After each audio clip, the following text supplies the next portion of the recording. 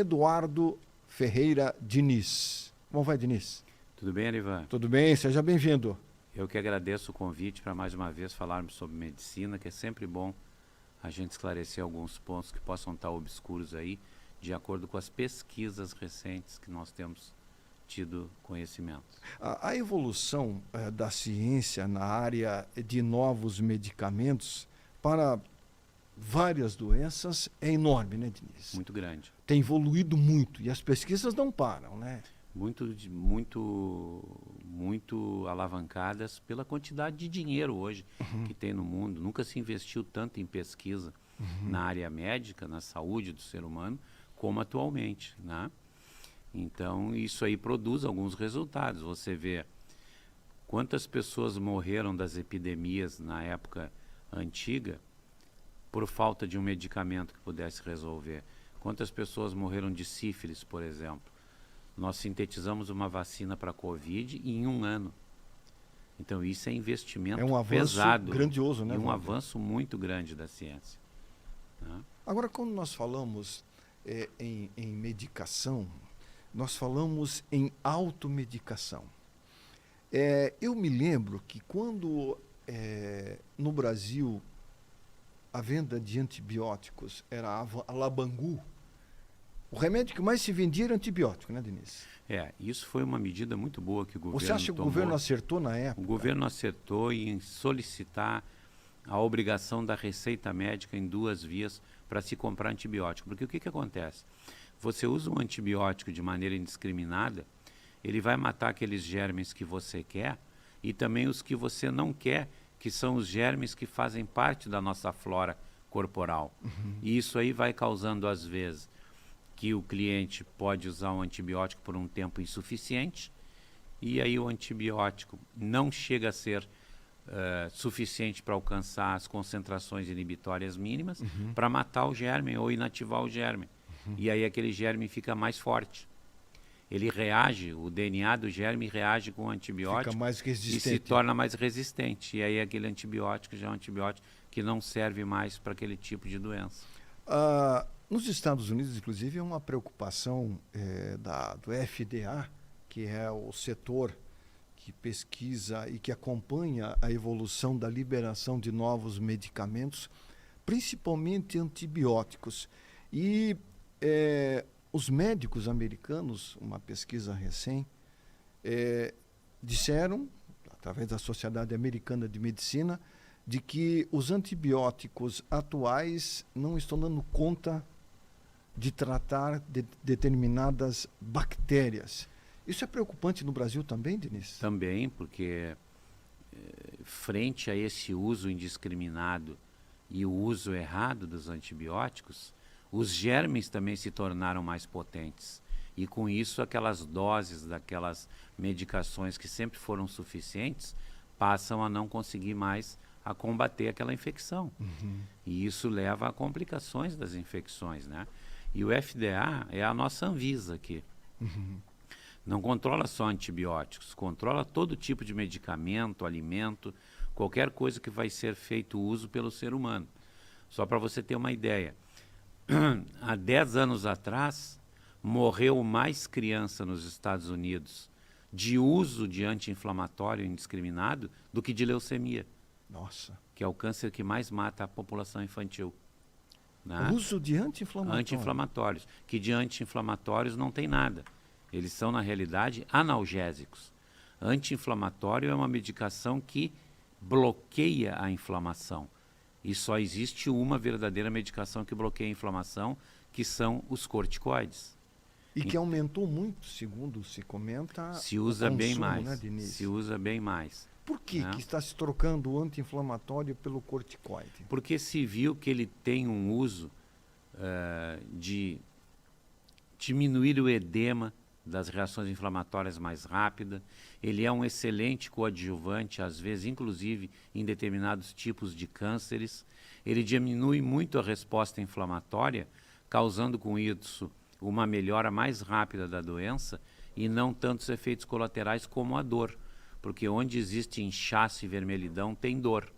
Então, os corticoides são muito associados hoje com antibióticos e com analgésicos para você conseguir mais resultado no tratamento de determinadas doenças, inclusive até na quimioterapia adjuvante do câncer. Do câncer. Agora, quando nós falamos em diagnóstico, quanto mais cedo se faz um diagnóstico de um determinado problema, mais eficaz é o medicamento quando aplicado na forma adequada e na dosagem ideal pelo tempo que o médico estipula? Não tenha dúvida. O diagnóstico sempre foi, é e vai continuar sendo a pedra fundamental para você tratar adequadamente qualquer doença. A medicação vai ser um simples complemento. E a medicação não é feita para matar a doença. Um antibiótico não é usado para matar aquele antibiótico. Ele é utilizado para causar naquele micro-organismo um déficit de potencialidade de causar doença para o seu corpo usar as defesas dele e conseguir debelar aquela infecção.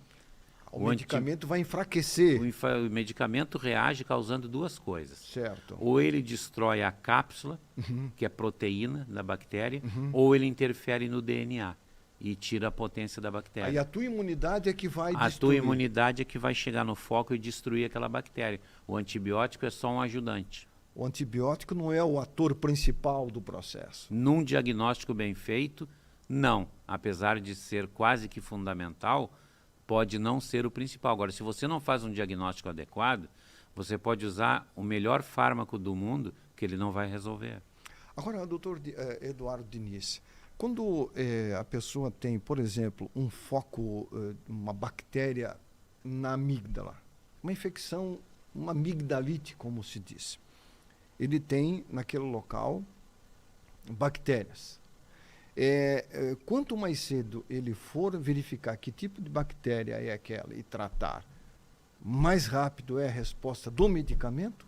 Não tenha dúvida do medicamento e da melhora clínica, porque as bactérias, nós temos bactérias no nosso corpo, mas dependendo da situação, elas deixam de ser as bactérias chamadas de bactérias boas e se tornam bactérias agressivas, causando essas doenças. Então, no exemplo de uma amidalite, como você citou, se você tem uma gripe e o que causa as gripes são os vírus, que estão na moda hoje, né? Muito. Tudo é vírus.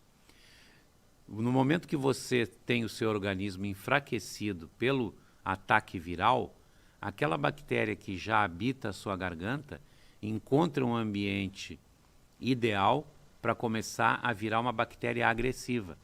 E aí chega na hora de que você tem que usar um antibiótico.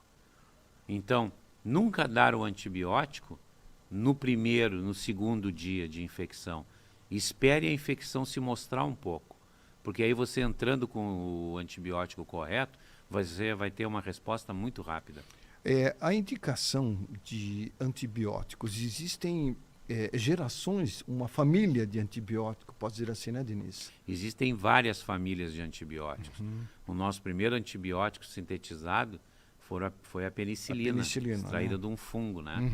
Então, a partir da penicilina, foram feitas várias outras tipos de penicilinas.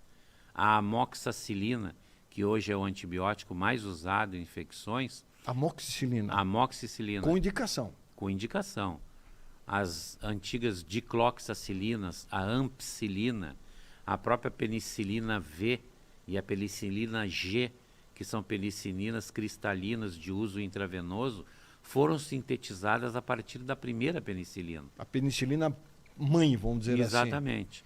E as sulfas também eram antibióticos mais antigos um pouco, que tinham uma resposta em determinados tipos de bactérias que atuavam, por exemplo, no sistema urinário e alguns outros sistemas orgânicos. Bactérias essas que foram ao longo do tempo desenvolvendo resistências e por isso houve a necessidade de se sintetizar novos antibióticos. Então hoje nós temos o grupo das penicilinas, nós temos os grupos dos macrolídeos, que são antibióticos alternativos a quem tem alergia às penicilinas. Nós temos as quinolonas, que são antibióticos novos.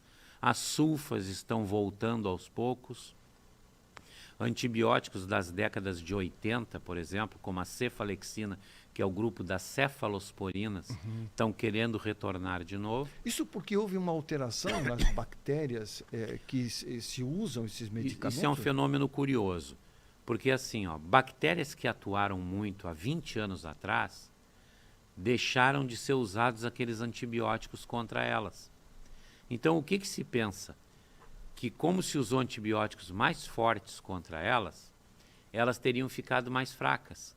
E aí seriam sobrepujadas por aqueles antibióticos de antigamente. Então, fica num ciclo, entendeu? Durante um tempo tu usa um antibiótico, aí tu para um tempo com ele, daqui a pouco tu volta, ele volta a ter utilização de novo, né? E esse é o tipo de pesquisa que faz com que o antibiótico desapareça do mercado ou não.